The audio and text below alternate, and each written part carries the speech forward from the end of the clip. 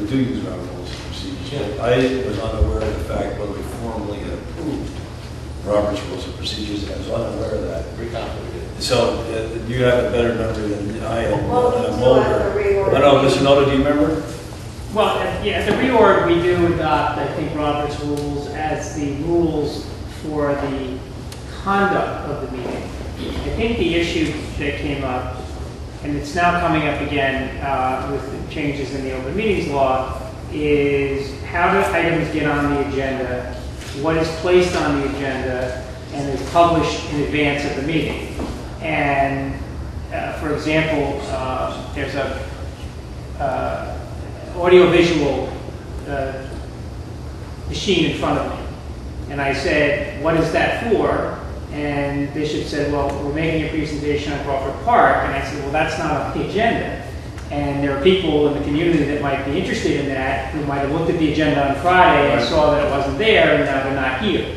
So I think the issue, and as I looked at these, and they're all a little different, the issue is what's on the agenda, when is it on the agenda, and what backup material should accompany that. And I think that's an important issue today, particularly with the internet and the need to get information out to people as quickly as possible. So, there's 90 days left or something in the term of this board, our term. So you may or may not want to do this, and let the new board deal with it. But or you have one or two trustees look at all three of these and pick and choose from each one which are the best for the town of Rye. It's up to you. Well, I'll be honest with you, something like this, whether there's 90 days or 90 seconds left, if we're going to make a decision that's going to be better for the town of Rye, Right. let's make the decision. I mean, obviously, a new board can come in and change it if they want. And like I said, this isn't rocket science. I just think the issue is what should be on the agenda and what backup material should be on the agenda, so that people understand, and when they go online and look at the internet and they look at the proposed agenda, they can say, oh, gee, that interests me, I'll show up, or I'll call the supervisor and say, give my opinion. But like I said, this presentation on Crawford Park does not appear anywhere on this agenda. No, we'll describe it. No, I know. I'm not saying you have to scrap it. I'm just saying it's a. No. I'm giving you an example. I know you're giving an example. Yeah. But we're not going to do the presentation tonight. It wasn't on the agenda, and it should have been. And there's no excuse for it not being on the agenda. So we're not going to look at the presentation tonight. Okay. I mean, I wasn't saying that's what we don't do. I understand that, but I'm saying, I'm we just can have a giving you conversation about it. Hold on a second, please. Okay, so I'd like to we'll make some direction tonight that let's put it on the agenda for next month, hope, that we're going to, now we can come up with a formal resolution, a hybrid policy. Well, let me make a suggestion if you want. The supervisor could appoint, let's say, a subcommittee of the board. Yeah. And it might be Councilman Villanova and Councilman Nardi, because your terms extend beyond January and December 1st. And have that subcommittee look at these three. All right. And by the way, it doesn't have to be these three, it could be any town or village. I mean, it just happen to be our villages. And see what in here they may or may not like or not like, and say, let's create our own rules and regs for the town of Rye, and then they would recommend it to the full board for approval. So that's one option. I mean, so I think it's the next Tom time. will take care of that. You guys do that? And with regards to the presentation. Oh, just I think that's an excellent suggestion. You guys can take care of We'll that. get it done by next month. Beautiful. And with regards to the presentation tonight, every month, Mr. Nowotnik does a presentation on Crawford Park. And if this is part of the Crawford Park presentation, I got no problem with that. I don't have a problem with it. I'm just giving an example of how the creation of the agenda has an impact on public participation. That's all. All right, so listen. He can do this tonight. He can do it again next meeting. Right. When you put it on the agenda, you might get more people to come or less. I don't know. Bishop, my presentation with regards to Crawford Park, does this do with Crawford Park? Well, this is an update. This is an update on the activities that were approved over the last couple of months. So you give The us RFPs that the you give board us that approved. update every month anyway. Yeah, well, it's the update on Crawford Park. I say let them do it, and if someone has to take a hit for it, put my name down. Is that how you spell it? B-I-V? Okay. Perfect. So this is the meeting. So, well, why don't we go then?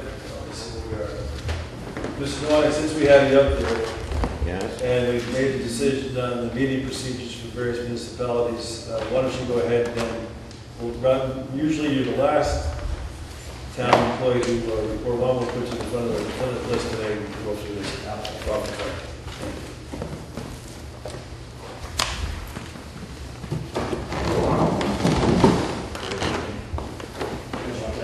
We can wire this up. No, it's frankly, it's just better for me if I can do it.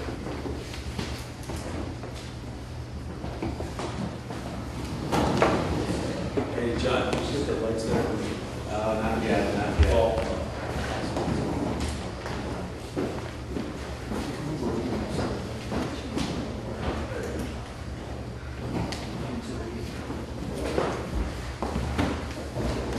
There's the light on.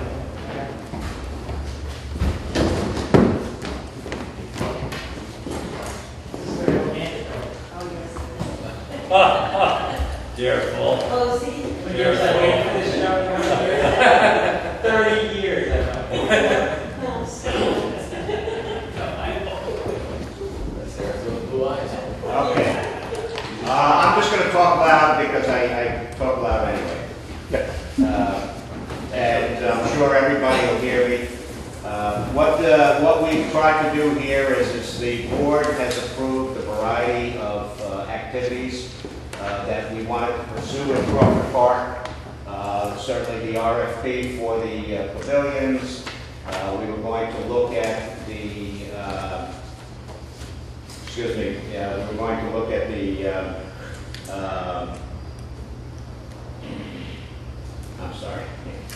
We're going to look at the mansion for painting. We were also going to look at the mansion for window and door replacement.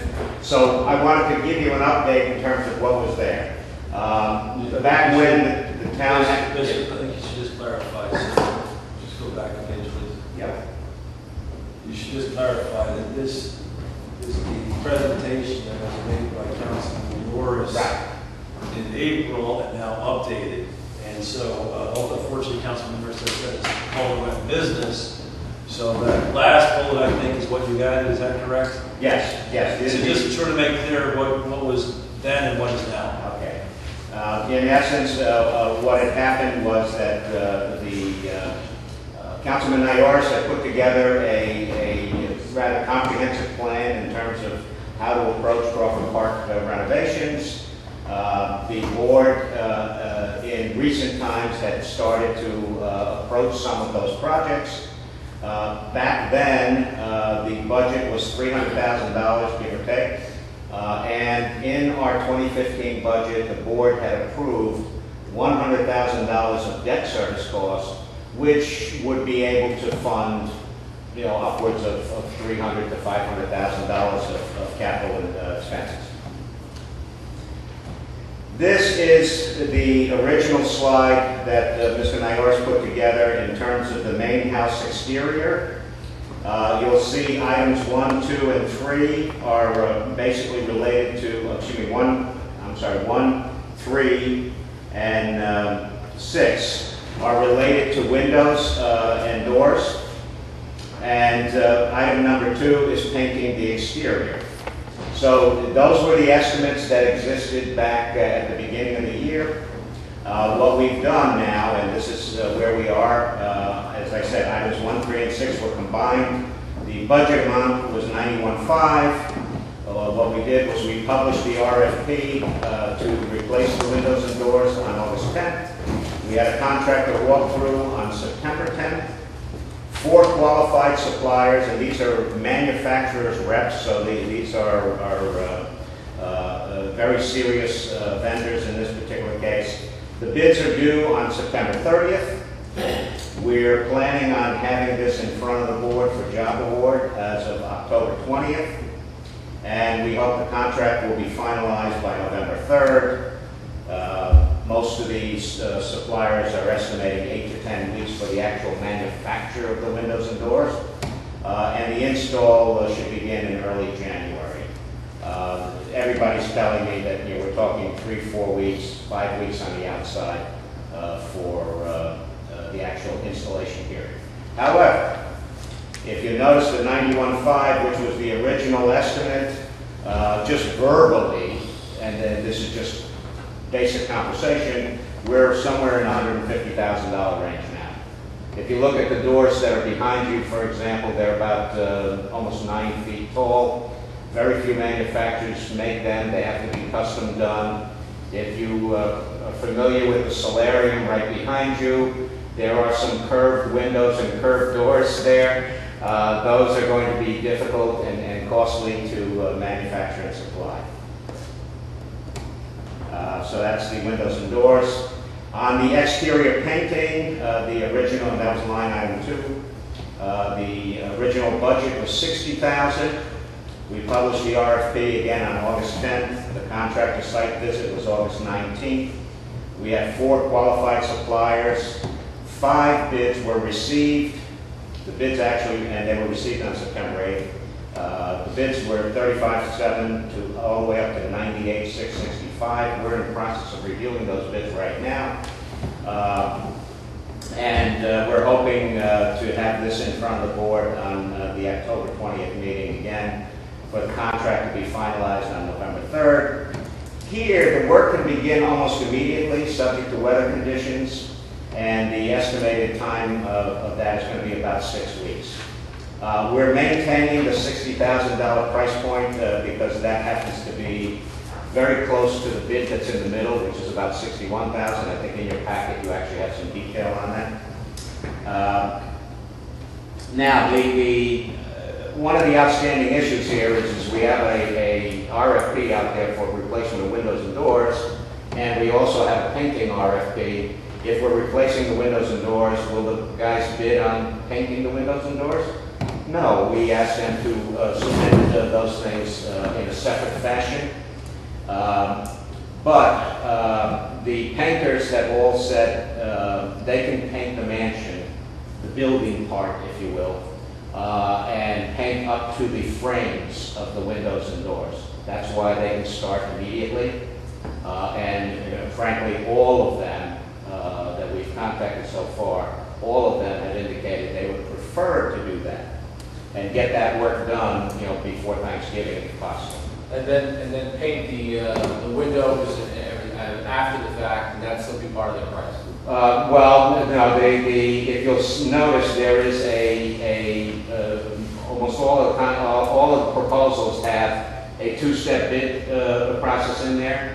When they come back in the springtime, after the window and door project is finished, if they are required to paint the window frames and the door frames on the exterior, that's the cost that you will pay. Understood. Okay, so at that particular point, we have to kind of segue back to the window and door replacement contract.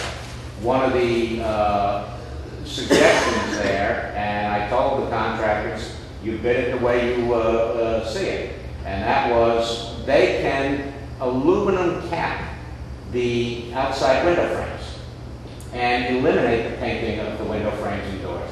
Actually, the doors they're going to have to do, but the window frames definitely. So these come at different price options, and until we get the bids in for the window and door replacement, we really won't know how those costs spread out between painting or aluminum capping.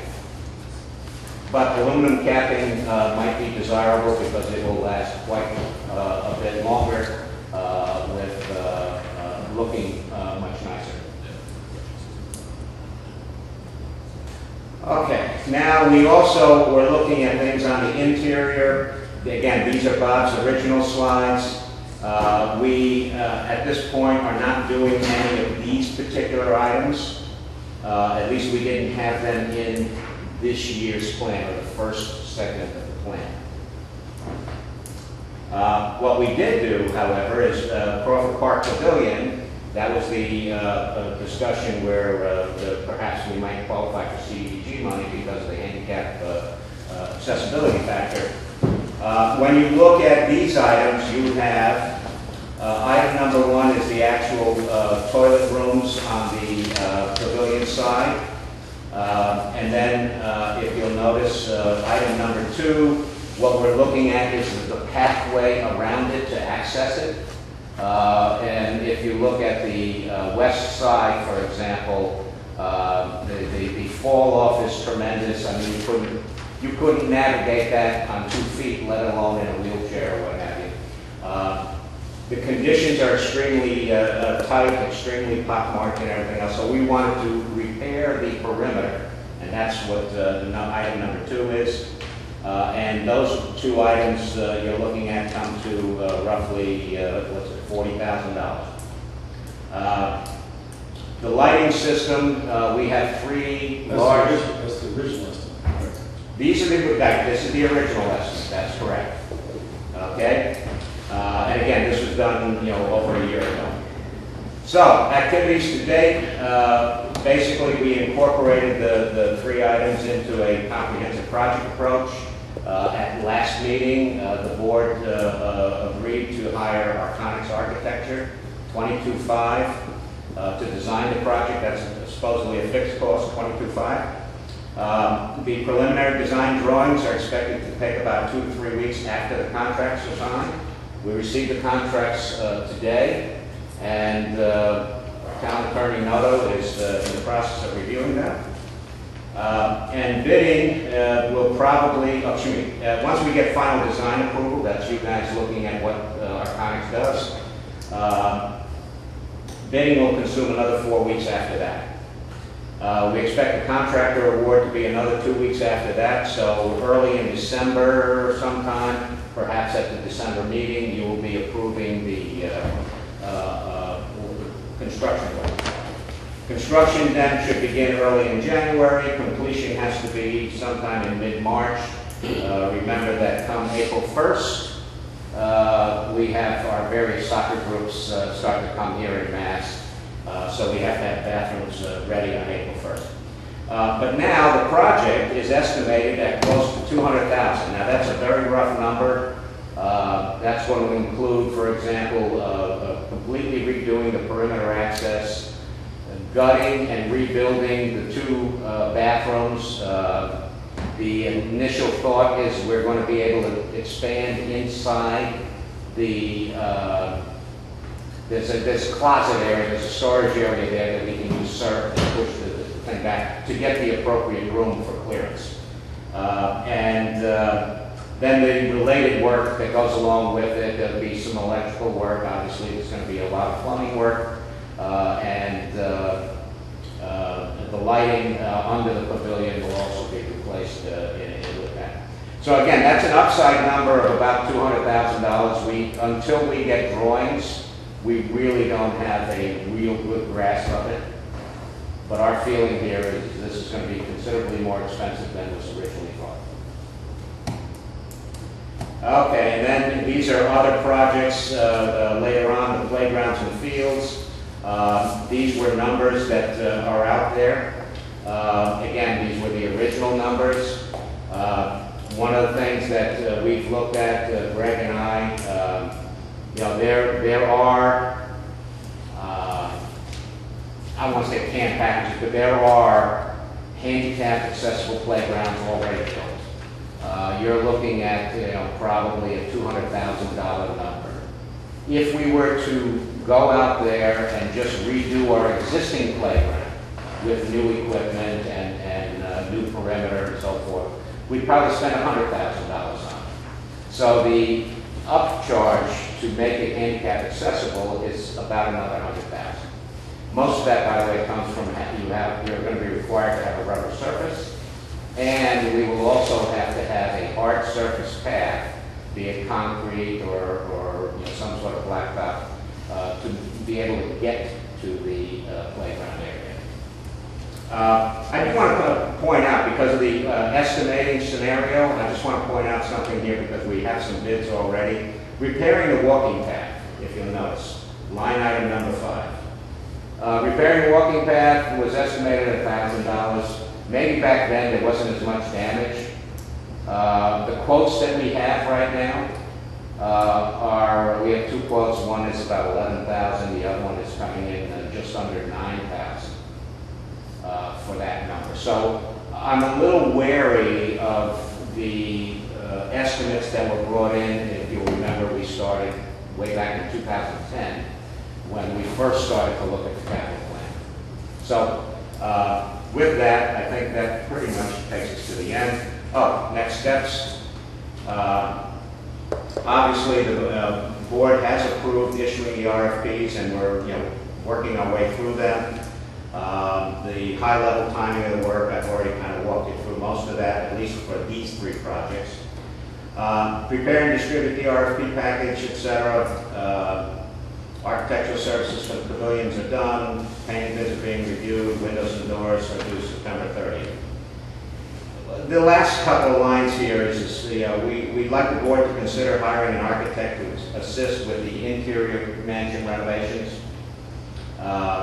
We're looking at things like we have some existing plans for the second form of egress to the second floor. That was the interior stairway. We want to perhaps consider sprinklers, adding sprinklers to the building. Improving some of the space configurations. We have 5 or 6 bathrooms upstairs, I can't remember. And we don't really need them. Remember, this was a private house, so every bedroom had a bathroom upstairs. And then obviously the ADA and public access compliance, and we also want to enhance our fire safety compliance. I think that requires a professional approach to it. That's not something that we do in a haphazard way. And then to perhaps help us develop a 5-year plan to schedule that work out, sequence that work so that it is appropriately done in the right sequence, and we're not working against ourselves. And finally, it's obvious that the cost estimates need to be updated. And I think Excellent. Thank you very much, Mr. Nutter. Could you give us the lights back? And Mr. Arcaro, could you come up also? Well, my first question is CDBG money. What can we get CDBG money for in terms of the things we just reviewed? As Peter was mentioning, our best opportunity is projects that enable handicapped accessibility. So we talked about the playground, we talked about pavilion bathrooms, and I think we heard conversation tonight about accessibility for upstairs. If we can get CDBG money, it's a grant that's giving the money? Yes, but as you heard, I think give the money if we're putting some money on the table as well. I think we heard it would be fully funded. And in the competition of 4.1 million, we're not going to get probably 400,000. We're probably going to get less than that. What percentage of the general fund do you know? Looking at the other projects in the past years, it seemed to be about 50,000, 60,000, somewhere in that range. What they give out? What they've given to different communities, because everybody is eating at that trough. It also depends on what the benefit is. Right. We're identifying, that's been clear for that bathroom, that's not compliant. The width of the doorway is not compliant, the sink is not compliant. I mean, you can see it from here, that's definitely, these are easy. Well, right. And I think we- if they can fund the elevator that liberates the second floor, if it was zero cost to the town, I would have thought would support that. Yeah, well, if it's, you're right. If it's zero cost to the town, you support something like that. So we can apply. Why not? Yeah. We'd have to apply for each project though, right? yes. Each project you have to apply for. Oh, sorry. Well, You're right. Yeah. When you say each project. So the elevator, the bathrooms, pavilion, each project's gotta be done separately. Right. And then they'll allow X amount of dollars per Is project. that the way it works? That's an interesting strategy as to whether to consider each one separately and how that would, kind of playing in the mind of the reviewer.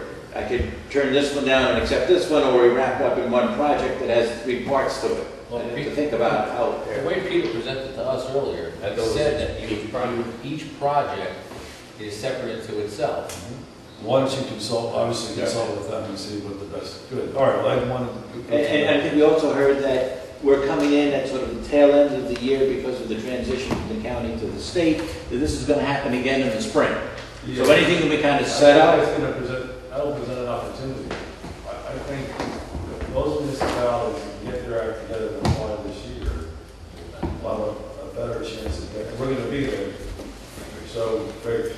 I mean, certainly it seems we could go forward with all three projects, the strategy of whether it's in all three activities, whether it's in one project application or three, it seems to be in our best interest to apply for everything. Yeah. Well, You could do one project in 3 parts. Yeah. Right. You know, that's So that the they kind of think through, as the supervisor says, to think through with their assistance, whether strategically for us, it's more likely to get rejected because we have 3 proposals or because we have one big one. Mr. Zucker, did you have a question? Mayor? Yes, sir.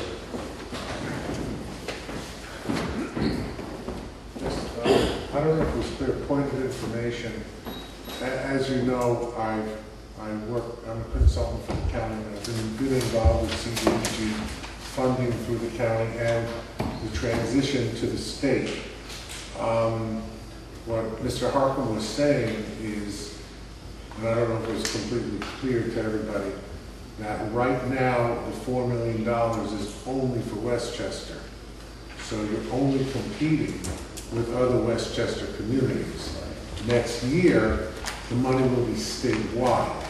So, and there's no guarantee that that there's going to be 40 plus 4.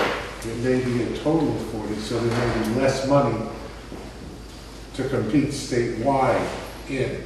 So I would urge that whatever you need to do to get in this year, the worst that could happen is they reject it. Yeah. But That's excellent. but I think that is where you need to go with this as expeditiously as possible. Thank you, that's very helpful, thank you. Okay, I had some other questions.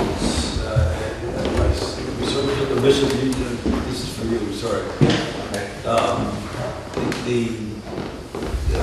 Well, there's a couple of points. It seems to me that the pavilion project is fairly well underway. Supervising both of you are sort of taking leadership from the board on that project. So it seems to me that project's pretty well covered. In terms of the residents, when we were at our last meeting, we talked about sequencing. Do the doors and windows first, and then paint, or do you paint? Just before we get, there's just a question on the table. The other question, Mr. Nowotnik, you raised when we spoke about this the other day, is should we get an architect for the residents? Now, again, if it's just those 2 projects, you may not need an architect. What we talked about was that we would reach out to our accountants, Mr. Gianfrancisco, who we hired for the pavilion, so that again is well underway. And he's going to do a walkthrough with Mr. Nowotnik tomorrow at 3 o'clock. And I think, Mr. Nowotnik, you were saying you wouldn't mind some help on somebody going through the bids you received on the, you're going to receive on the doors and the windows. Is that what, could you just talk a little bit about your concerns? Yeah, during the, and this is what happened through in the walkthrough. You know, to take that door right there, for example, which could be easily marked as an exit door. Well, for public safety purposes, we have to reverse that door so that it opens out if it's a fire exit door. We have to equip it with panic bars. And then once you start looking at panic bars require a safety panel on each side of them in case, you know, somebody in a panic misses the bar and puts their hand through the glass. So there are significant design changes that were suggested by the vendors in terms of how to do this job. For example, the one vendor that could not make a 9-foot door was suggesting we could put a 2-foot transom up there and I can give you a 7-foot door. So you can have a transom window on top. You can see how that changes the character of the building that we have. Now, we're not on a historic register, but I don't feel qualified to decide that, okay, that's acceptable to bid that way. I would much rather the board be involved in those kinds of decisions because you guys are the elected officials and you guys should be the ones deciding if you want to change this or not. I'd be more than happy to work on that. Okay. Once again, on that, we do. Sure. We got time. So you got, okay, fantastic. If you want to come here to vote.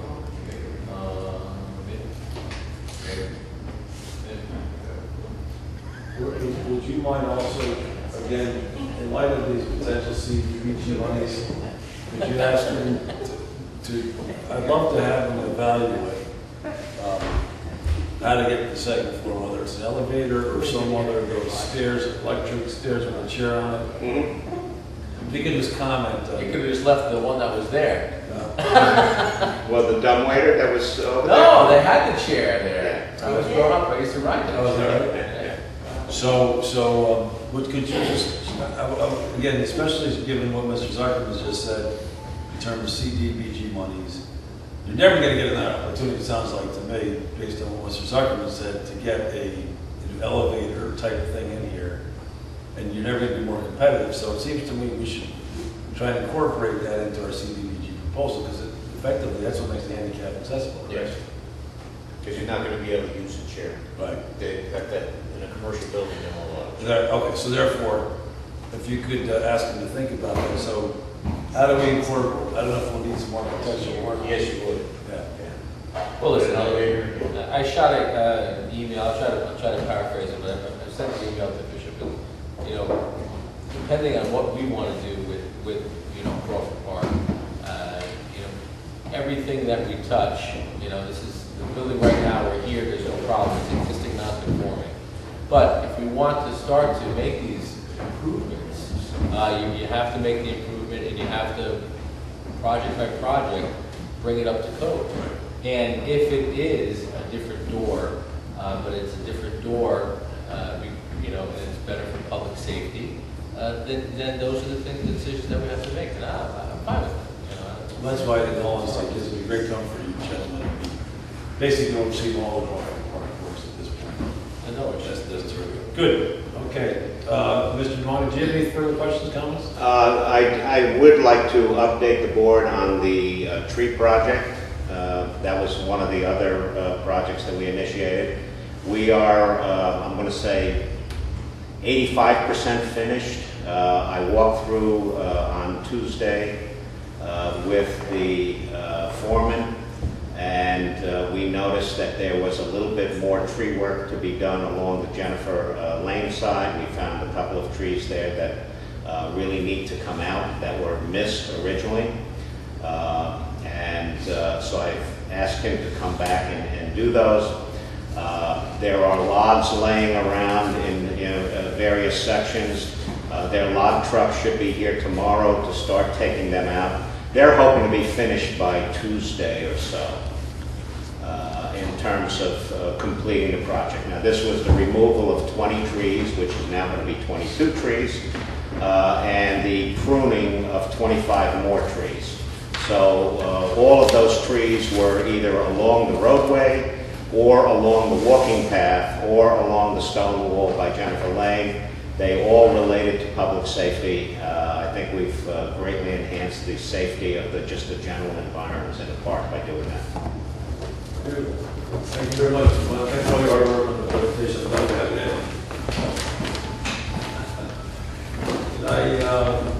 Don, now, do you have anything else? Actually, I just have hopefully two minor things. I know it's a long meeting, so I don't want to keep you. One thing is, the two pieces of good news is that we met with the Portchester Building Department last week, and basically it was a productive meeting, a pleasant meeting, and they had gone through permits since 2011, and they were looking at discrepancies in the use code and found that basically there were only 8 discrepancies that we shared. And we looked, 5,300. yeah, 5,000, 450 parcels, so a very insignificant number. And we agreed that 4 should be changed. We're looking at the other 4. And basically in the meeting, we agreed to be the eyes and ears of each other. We're looking at best practices for handling building permits going forward. So that was a good meeting.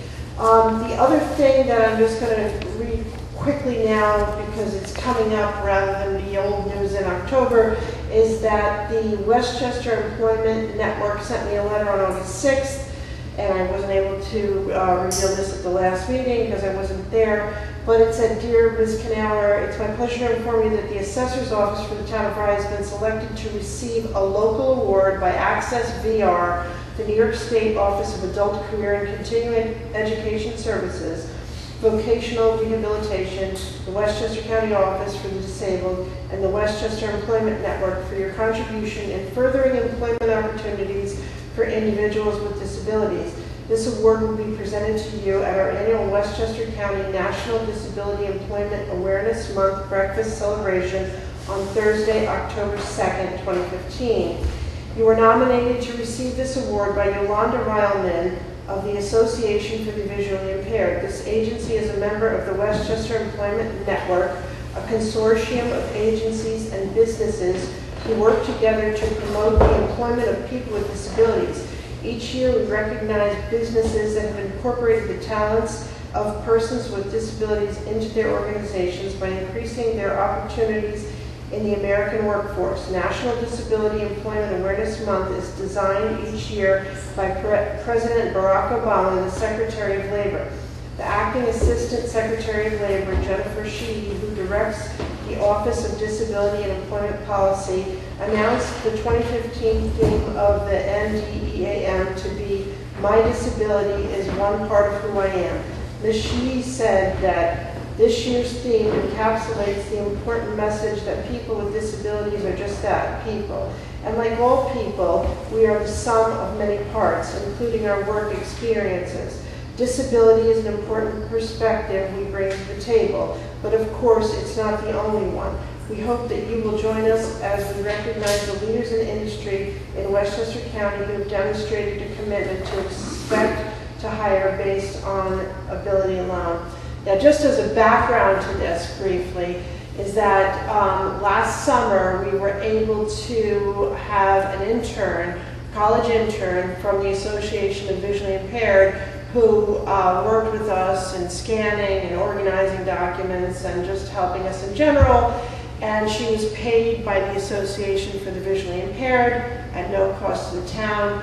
It was a win-win. It was a carryover from my efforts in Peekskill to do the same thing. I had a wonderful young lady there. And it's just a great experience because everybody wins. That's So, wonderful. Thank you so much. just wanted Actually, before you sit down, though, Mrs. Bernardo and Howard, in terms of Portchester, just briefly want to discuss, when we approved the resolution, you mentioned that the good news was it was below $35 Portchester threshold. I just wanted to make clear that threshold is arbitrary, and the only time we consult with them is out of the goodness of our heart, correct? There's no legal obligation to. Correct. I mean, that's, And so I just want to, just to finish the point that I want to discuss, I just want to make absolutely certain that we're not being delayed or hindered in our capacity in any way to affect our function as assessment, because the village board voted 6-1 to turn down, Mr. Note, I understand you, Mr. Vitigliano, and the town assessor Canara recommended approval of certiorari that we felt was fairly done, and we were voted down 6-1 at the Village of Portchester Board, our recommendation, and they want us to go back and get a full-on appraisal, which is fine. So we're going to do that, but that'll take 3 or 4 months to come to judgment, correct? yes. And my expectation is that we'll be proven correct. But in the meantime, my question for you and Town Assessor Canauer is our work any way impeded? Do we have certiorari being delayed with this process of Portchester looking to vote on whether or not we settle? Well, I think there were 1 or 2 cases that it wasn't part, it was really more to their detriment that the amount of the refund would have increased by delaying a determination on whether or not they would agree with the settlement. But no, I mean, it's not our position that we want to be delayed or allow them to delay us. The policy that we've talked about was one that essentially is my policy, which for 7 3/4 years, when we started this program and we assigned Aldo and Jeff as our primary attorneys on the cert cases, and as you know, Mark Toulis also handles a handful. I asked them to make sure that before we settle the case, they reach out to our constituent school district or village their counterpart, the village attorney, the school district attorney, and just confirm that they understand there's a refund and they're okay with it. And for the most part, I'd say 99.9% of the time, they were okay with it. And clearly, with this one case over the summer, the village of Portchester has indicated that they're not in agreement with us. So by and large, the policy has worked, the next town attorney in January may have a different policy, so I don't know if it'll continue or not. But I think it's important to understand that we'd like to be cooperative with our constituent villages and school districts. We don't necessarily want to be held up in terms of what we think is best for the town. I don't know exactly what could happen, assuming we settle the case, a village says no, they didn't, and by the way, all of these villages and school districts can retain counsel to enter the case, and Blindbrook does for almost every case. And then they're part of it, so they don't have to settle it at that point. They're the only ones who routinely retain counsel and enter these cases and appear in these cases. For the most part, everyone else does not, including Mecca. So I do think it's a process. Sure. I know you want to discuss it at the next meeting. I would certainly invite anyone from Portchester that wants to come and talk about it. And by the way, I invite my work in the school districts as well, because they're impacted. I mean, the big refund checks come from the schools and the villages, they're obviously not the town. So, like I said, we're batting almost 1,000 on these, so I'm not too crazy about it. But clearly, this one case has created an issue for the village. Well, that's right. So in terms of, first of all, I wholeheartedly agree with your strategy and work side by side with you to implement that strategy. And, basically we use the rule of thumb that any certiorari case of maturity, the first call is to the school board. And that's primarily been Rybrook, where we've had the big cases. And, the school boards, the villages, we don't settle on anything material. Right. I mean, as with the landmark case and the airport, So the question is, what becomes material? Yeah. And so that number's been changing in Portchester. So really, the principal reason I want to bring it up tonight, one, just to air the issue, make sure the board's aware. But two is I want to ask both you and town assessor, if there is delays as a result of this policy, I want to know immediately. In other words, if our certiorari are suffering in any way, then we'll have to make a decision whether we're prepared to, risk those cases being. Yeah, generally, Aldo or Jeff will alert us that there's a scheduling order and there's a deadline for filing and getting an appraisal and a trial appraisal. So they generally are driving this in terms of the timing of it. They bring it to our attention, meaning myself and Denise, and then to you. I mean, as you know, you approve. Yep. You have instructed us that no settlement gets on the agenda without your approval. Yep. So eventually it works its way to you. Yep. And so we are aware of the timing of it. This one case, has been problematic, and I think we're on for trial in January, if I'm correct, if I remember Alpha's latest email. So it has been a bit of a difficult time issue because we now have to get a trial appraisal, which takes time and costs more money. But other than this one case, I think we've had a pretty good experience with everybody. No, again, we've got 90 days. I just want to, in these last 90 days, I don't want to find that we have 4 or 5 cases that are not getting settled as a result of this policy. So if you could just coordinate with Well, I think part of Mr. Ben I will, of course. But I do think part of what happened, as I recall from the summer, and this started probably back in June, was the village of Portchester had budgeted a certain amount for refunds. And the amount they paid in refunds in the previous fiscal year exceeded what they had budgeted. Right. And they became agitated with us, saying, hey, how come we paid more? And my response was, well, we tell you when we settle the cases, so you should be budgeting based on what we're telling you. And I do know that for years, I believe in January, but once a year, Aldo and Jeff and it was Mitch or Denise would sit with the village and say, this is what we think is coming down the pipe. Every once in a while, we'll get an email from Chris Bradbury saying, what do you think is going to hit us this year? So I think we've been pretty good about keeping them in the loop. But that's what I think started this with. And then they said, well, we don't want to approve any settlements more than $1,000, which I thought was ridiculous. And I told, whoever I saw in Portchester that. So then they upped it to 3,500, which I think is equally ridiculous, but less ridiculous, but still ridiculous. So then I thought maybe 10,000 would be a fair number because Sure. that's a pretty significant. But anyway, so I think that's what sort of how this has transpired, and I hope after this case it'll resolve itself. Perfect, good. Thank you, Town Councilor, thanks so much. All right, Thank you, Mr. thank Miller. you. Okay, finance, he's not here. Oh, he is? Is the finance here? No, oh, sorry. And then Honorable Mr. Mecca, receiver of tax. Honorable Supervisor Carter, members of the Town Council, good evening. Nicholas Mecca, receiver of taxes. Just like to remind everybody that we're already well into September. And it's time for the first half of your school bill. If you have not received the bill, there's no reason why you shouldn't have it by this date. Please call the office. We're more than happy to send you out another bill. Very important. Okay? Thank you. Thank you. Thank you, Mr. Mecca. Thank you so much. Town Clerk Vestry, I'm here. Thank you so much, Town Clerk. Town Attorney, anything else? Nothing new. Anything on the internet? That's 15 started, they've been served. I'm starting to get the calls. Okay. Thank you. Mr. DiCrescenzo, do you have anything further to report? Nothing. Nothing? Okay. Councilman Nardi? No comments.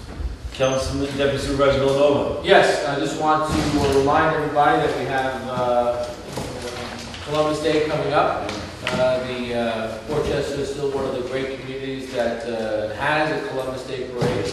Last year, the village of Portchester, we celebrated 75 years of Shilla Caridi Club, the Italian club in Portchester, and I think that was a milestone last year. The dinner this year for the Columbus Day, we're going to be honoring Scott Moore. So, Oh, wow. Yeah. Well deserved. Oh, correct, yeah. Oh. Scott's, What's the date for that? that's going to be Saturday, the 10th of October, and then I guess that makes the parade home on the 12th, right? On the 11th. On the 11th, Sunday. Sunday the 11th, right? And please join us in the parade. Oh, fantastic. Thank you. Right, so I just want to make sure everybody gets out there. It's sometimes it's lost, but I don't want people to forget their Italian heritage and to come out to Portchester and support this parade. Yeah, it's a wonderful event. It's always a wonderful parade. It's fantastic. Thank you, Deputy Supervisor Villanova. With Councilman Collins leading earlier, I did just want to mention our sustainability initiative. Again, it's still in the making, and I'll make a more formal presentation next month with Councilwoman Collins. But I did want to invite everybody next Tuesday at 1:45 p.m. at Edison School. If you remember from last meeting, the city of Porvoo, Finland, has generated a number of leaders in sustainability front, and they are going to be in New York, and they're going to organize a concert at Edison School. They want to merge the effort to bring people across the globe together for sustainability and at the same time celebrate the arts. So there'll be a concert at Edison School at 1:45, and then I'll have a reception at my house afterwards. So all the town board, you can drink free at Carvin's next Tuesday at 3 o'clock, and we're inviting those people interested in sustainability to come. The next thing is I'm going to be going to Porvoo. I was going to be in London for the weekend of October 26th. It's for those people that follow rugby. It's the every 4-year Rugby World Cup, sort of like the World Cup of soccer. So I was going to go for that, and it looks like Porvoo is just a short step, hopping a step away. So I'll meet with officials in Porvoo to see, what this sister city status will look like. I'll come back and report to the board at next meeting, see if there's something we'd like to do. I think you got to bring the town attorney to Finland to work on the agreement. Well, you can. Do you want to approve that expense? Is the Rugby Cup, World Cup is in London this year? It's in England? Well, yes, it's in Britain. Oh, So they're hosting it?